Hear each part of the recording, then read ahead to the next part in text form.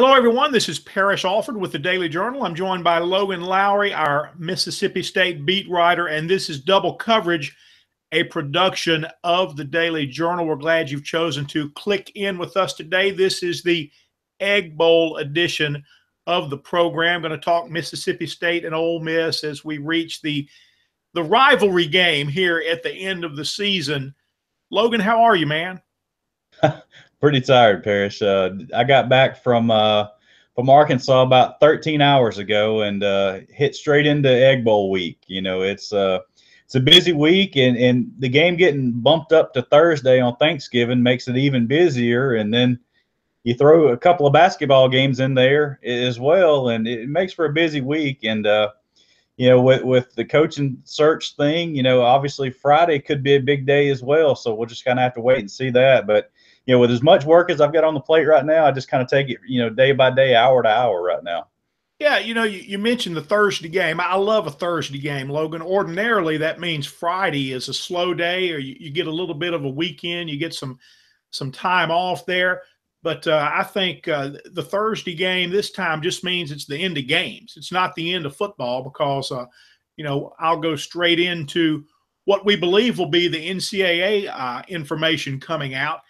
Maybe next week, early next week, hopefully on Monday. I wouldn't think they would do that on the Friday after the Egg Bowl, a holiday weekend. Who knows? You never know when that kind of stuff is going to come out. But so it's just going to be the end of games for Ole Miss. Then you run right into the NCAA information, the coaching search, as you mentioned. Just a lot of things still going on. Still a very busy time. You know, next week could actually be you know, when the rubber meets the road, so to speak, with a lot of things going on. Basketball, the Rebels are in action tonight. They're 3-0. They're playing in that MGM Grand Classic out in Las Vegas. They'll take on Utah. That's going to be like a 10:30 or 11:30, I forget. We're really late Central Time start there. And a good test for Ole Miss. In the Ken Pom power ratings, Utah is number 51 right now. Ole Miss is number 54. So probably the biggest challenge yet for Ole Miss. And on a neutral floor, Logan, you know where these games count more in the calculation of the RPI. So these holiday events are pretty important in terms of resume building for the NCAA tournament. Before we go any further, folks, I want to remind you about some other podcasts to search for. Be sure to check out The Memo, our news podcast with Emma Kent and Derek Russell that comes to you every Wednesday and Friday. And be sure to look for a prep rally for all your high school sports needs with Brad Locke and Dalton Middleton. That comes to you every Wednesday. And Logan and I are here with you every week with double coverage. So it's Egg Bowl week. The Bulldogs coming off a come-from-behind win at Arkansas. Ole Miss coming off a difficult loss at home to Texas A&M. 31-24. That Ole Miss offense shut out in the second half, just 66 yards. We'll talk about that in just a moment. Logan, where did you stay in Fayetteville, man? Well, I found a room in Springdale, so I was actually, you know, fairly close to the game. It was, you know, it was about a 10 or 15-minute drive to the stadium, so it wasn't too bad. But man, Parrish, it's every time I go up there, it is cold and windy and just miserable weather. And, you know, this is my third trip up there, and I've yet to – I don't think I've been in a temperature above 40 since I've been up there. It's just miserable. And I think, well, it was above 40 at kickoff. It was 42 with a 22-mile-an-hour wind right at kickoff and raining. So just horrible conditions up there. And, you know, State came out, and they were basically playing like the conditions. They were kind of sleepwalking through the game, and it was kind of just a strange game. Kind of, you know, some strange things happened throughout that game. And State had three blunders that really led to all three Arkansas scores. Arkansas may not even put points on the board if State doesn't. If State plays a clean ball game, but you know, it started with the opening series. Arkansas gets the ball first. State's defense gets a 3-and-out. State's defense played well the entire day. They get a 3-and-out, and Arkansas punts the ball 29 yards. You know, you think a college punter would be able to kick it more than 30 yards, and it hits a State player in the back of the head. He never saw it coming. Arkansas recovers and goes down and scores. A couple of series later, State gets the ball back. Arkansas pinned them at the 5-yard line. State gets the ball back. They hand off to sophomore running back Nick Gibson, and he fumbles into the end zone, and Arkansas recovers for a touchdown. So State's down 14-0 right off the bat in the first quarter, and really just some crazy plays that kind of made that happen. And then shifting ahead to the third quarter, and just another strange play happens. Arkansas running back busts through the middle, fumbles the ball. Mississippi State's nose guard kicks it about 30 yards down the field to the 1-yard line. State's got a couple of safeties back there. Jonathan Abram runs around, and instead of trying to fall on the ball at the 1-yard line, he tries to scoop it up, and he can't even scoop it up. And Arkansas recovers at the 1-yard line and punches it in a couple of plays later. So, that's how they got their 21 points, just kind of some strange occurrence of events. And, State's trailing 21-14 with 4 minutes to go in that ball game. And Nick Fitzgerald, throws a 37-yard touchdown pass to Reggie Todd, ties the ball game up. Mississippi State's defense really locked down. They got a 3-and-out and then a turnover on down. So they didn't allow a first down in that crucial stretch for Mississippi State's defense. They really buckled down and kept Arkansas from moving the ball and eating up a lot of that clock. And it gave their offense just enough time to come back and win that game in regulation. Nick Fitzgerald throws the game-winning touchdown to Dedrick Thomas. On 2nd and goal, he kind of rolled to his right and threw an out pattern to Dedrick Thomas for a 6-yard touchdown, and that happened with 17 seconds left to go in the ball game. So, State's defense played really, really well. Its offense sleptwalked for about 3 quarters and then kind of turned things on right there at the very end. But, it's one of those games where Mississippi State very well could have let that Alabama loss kind of hang over into the next week, but they finally woke up at the right moments and ended up getting a win. They're 8-3 right now. Got a chance to go 9-3 if they can win the Egg Bowl this week, which I kind of have to see how that happens. But 9-3 looks a lot better than 8-3 when those bowl selections start coming out. Yeah, we talked last week, Logan, about the importance of the Texas A&M game for Ole Miss. A very winnable game. I think a better opponent than the Rebels faced at Kentucky.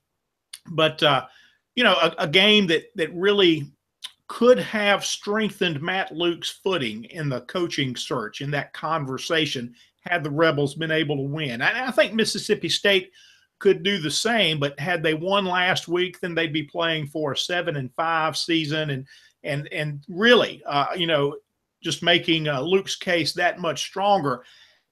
I think it's weakened a bit by the performance at Texas A&M. The Rebels were not able to adjust when A&M really brought more pass pressure in the second half. And, that's what Texas A&M does. They've been the leading sack team in the SEC all season long. That's coming. They get very good play from their defensive ends, and then they'll throw in some different pressure packages as well. And when they did that, when they really brought pressure against Jordan Ta'amu, Ole Miss was not able to adjust. They weren't able to protect.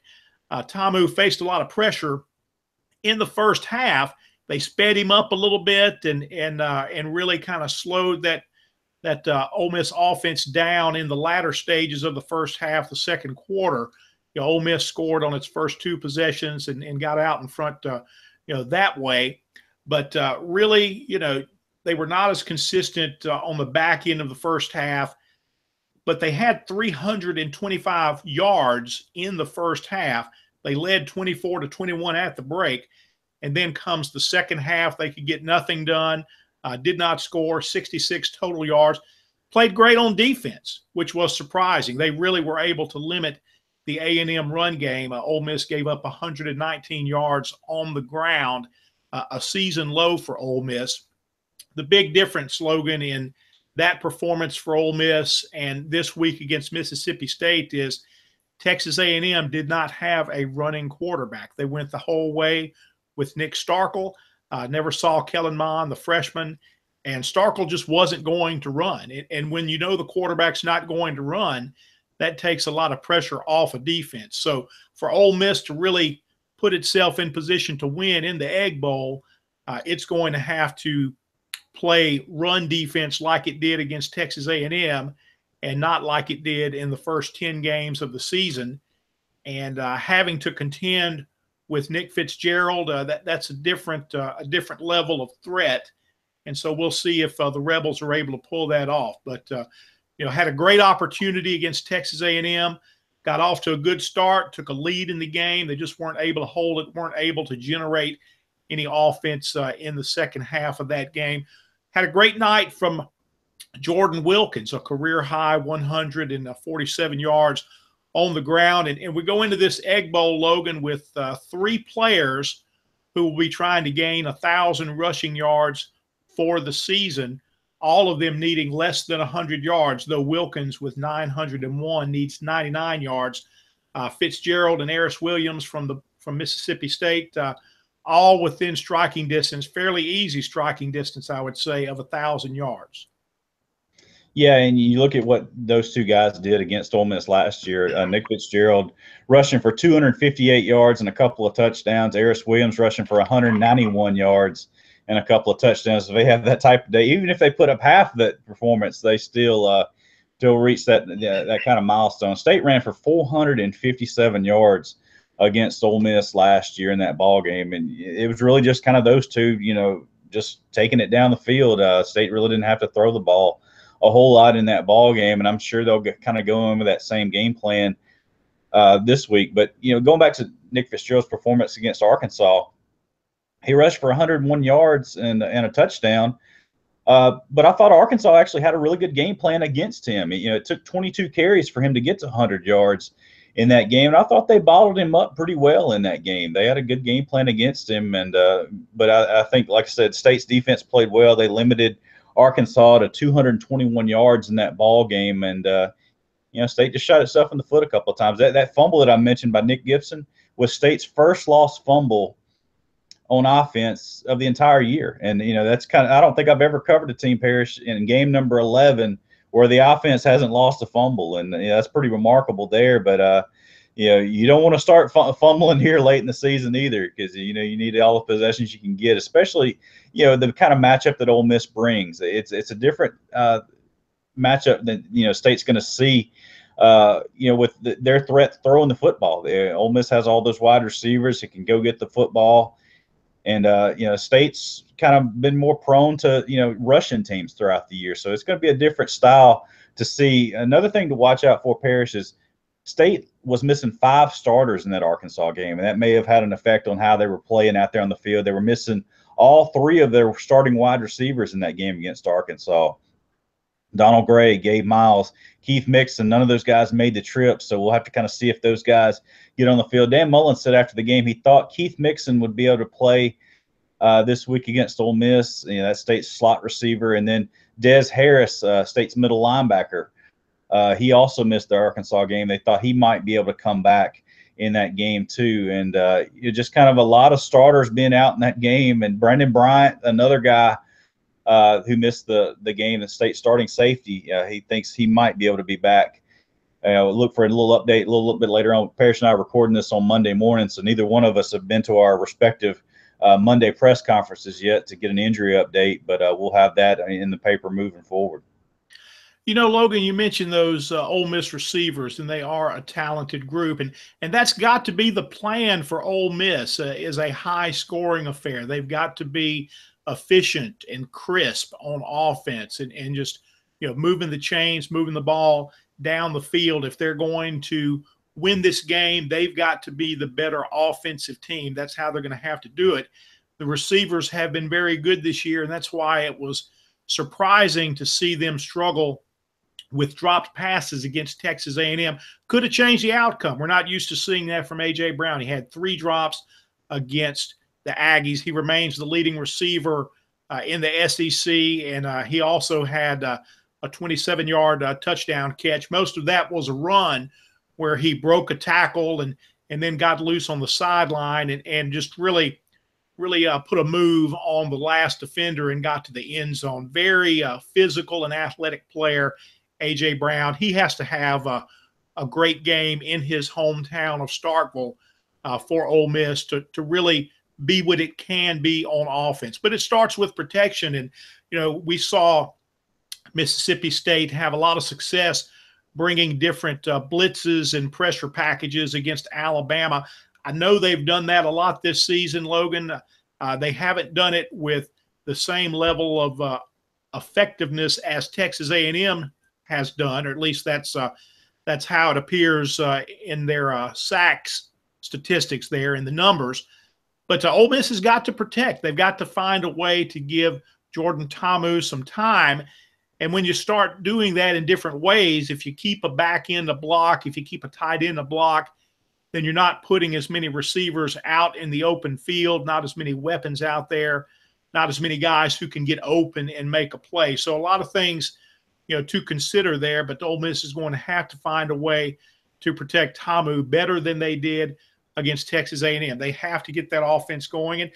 And frankly, it doesn't have to be only with the passing game. This has become a much more balanced team in the back half of the season. I did not think I would be saying that at the beginning of the year when they were so pass heavy and the running game just could get nothing going. I thought at the beginning of the year, Logan, that Jordan Wilkins would have a very solid year, but in those first 4 games, he was not the same back. He did not seem to be running with the same type of physicality. The yards after contact were not there the way they are right now. Wilkins still playing on a bad wheel with that ankle injury that doesn't appear to be limiting his carries right now. He's not a guy that's going to get 25 carries in a game. That's not the type of offense that they run. But the thing about Ole Miss in the running game this week is going to be much less depth after the injury to Devon Penniman. Still don't know the extent of it, but a major knee injury, probably some ligament damage there. I mean, this could affect Penniman on into next year. I mean, that's when it really gets scary. When you look at the running back position for Ole Miss next year, you take Wilkins, the senior, out of it, and then all of a sudden, you don't know how Penniman will come back. You've seen Eric Swinney as a much different back after 2 major injuries at Ole Miss.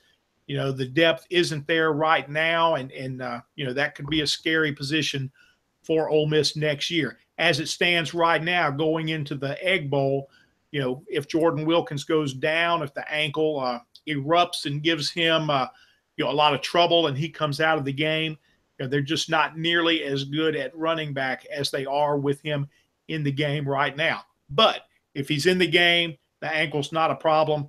That's a very good run game right now. I wouldn't be surprised to see more called runs for Jordan Ta'amu in this game as well. They tried that a little bit against Texas A&M, and the Aggies were really right on top of Ta'amu there, limited him, a lot of the time in that regard. So we'll see. But for Ole Miss's best chance is going to be scoring a lot of points and playing on offense the way it has a lot of the time in the back half of the season. Logan, when we talk so much about matchups in this game, I tend to not give enough consideration to the emotional aspect of this game. And I think a lot of times that has played in Mississippi State's favor. I think Dan Mullen, through his time there, has done a good job of channeling the emotions of this game and getting his players to perform at a high level. He goes into this Egg Bowl having won 5 of his 8 meetings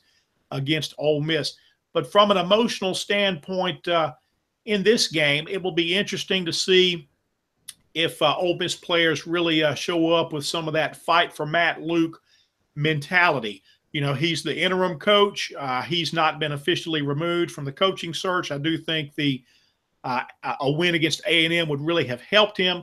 He can still get to 6-6 and have a break-even season with a win in the Egg Bowl. Logan, that was so far from everyone's thoughts, I believe, after that Alabama and Auburn stretch there, a 66-3 loss at Alabama, and then coming out the next week and falling behind 35-3 against Auburn. Even though the Rebels outscored Auburn 20-9 in the second half, the game was decided at halftime. Ole Miss has responded from that stretch, has played well, has put some wins together. They haven't played the most difficult part of the schedule, but they were able to get some things done. They'll always look back at that Arkansas game as one that got away. They would be at 6 wins right now had they not fumbled the ball, had Tamu and Swinney not fumbled the exchange there at the end of the game. So Matt Luke, I think, has done a good job in an extremely difficult set of circumstances. I don't know that he's done enough to earn the job right now. That could look a lot different if they come out and play well against Mississippi State and win the game. He's a player's coach. We have seen the relationships he has built with these Ole Miss players, how they bond with him. How might that affect them in this game? Will they come out and have a little emotional lift because of that? We'll see. But that is always something to consider in this game. Yeah, and I think you're right too. I mean, Matt Luke, it would have been really easy for him to lose that team. I mean, they don't have a whole lot to play for this season with the bowl ban already in effect for this year. And losing those games as badly as they lost them early in the season, he could have lost the team at that point. But you're right; they kept fighting. They picked up a couple of wins. That Kentucky win was a really big win. Especially with a running game like Kentucky has with Benny Snell. That's a good running team, and Ole Miss was able to pick up a win against a team that probably didn't have that great of a matchup because Ole Miss hasn't stopped the run very well over the last couple of years, and they were able to get it done that weekend. But you're right; the emotions do play a factor. I mean, you go back to the last game, the last Egg Bowl that was played here at Davis Wade Stadium. It was Dak Prescott's final appearance here in Starkville, and just all the emotions that went into that with the senior night and all that stuff. And then he comes out and he throws a pick six, and State's behind 21-0 right off the jump in that ball game, and they just dug themselves a hole too big to climb out of. They played well over the final three quarters, but falling behind 21-0 in that ball game, they just couldn't overcome that, and they lost that game. And like you're right, Dan Mullen does a good job of getting the emotions in check, but that's one of the games that the emotions went the other way. Like I said, all the emotions for Dak Prescott, probably the most beloved player in Mississippi State history, and he let the emotions get to him in that ball game. But this weekend, or the Thursday rather, there's not a whole lot of seniors on this roster. It's mostly juniors and on down. It's not a very big senior class, and a lot of those seniors are hurt. Like I mentioned, Gabe Miles, Donald Gray, Des Harris, all those guys are hurt. Going to have to see if they play in that ball game in general. But there's not a whole lot of senior starters out there on that team. And but I think you're right. Matchups do play a factor in here too as well. And you mentioned the pass rush and Ole Miss having to protect Jordan Tamu. State's had 9 sacks over their last 2 games. They've had 5 against Alabama, 4 this past weekend against Arkansas. And Montez Sweat is absolutely playing his best football right now. He's had a lot of factor in a lot of those sacks. He had 2.5 by halftime against Arkansas this past weekend. He's really getting after the quarterback well. He's gotten after the quarterback well all year, but the problem was early in the season, he wasn't getting the quarterback on the ground. He was just rushing throws, or he was just kind of a step behind or a half a step behind, making some really big plays. But now he's getting the quarterback on the ground, and I think they're really starting to buy in, not necessarily buy in, but really grasp Todd Grantham's defensive scheme this late in the year. They're playing really well on that side of the ball, and we'll kind of have to see how that secondary holds up against that Ole Miss passing game. Yeah, you mentioned the run defense for Ole Miss, and the Kentucky game comes to mind in particular. State could finish with 220 rushing yards or more if Ole Miss holds them in that 220, 250 range. I mean, statistically, that doesn't look very good, but if they can hold them to a figure like that and win certain battles within the game, string together several possessions where they do play well, where they do stop the run and they do force a few punts, that could be enough to make a difference in the game. It did at Kentucky. Ole Miss fell behind by 10 points in the second half.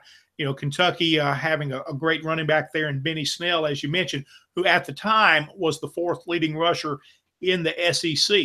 But Ole Miss got 4 consecutive 3-and-outs in the second half.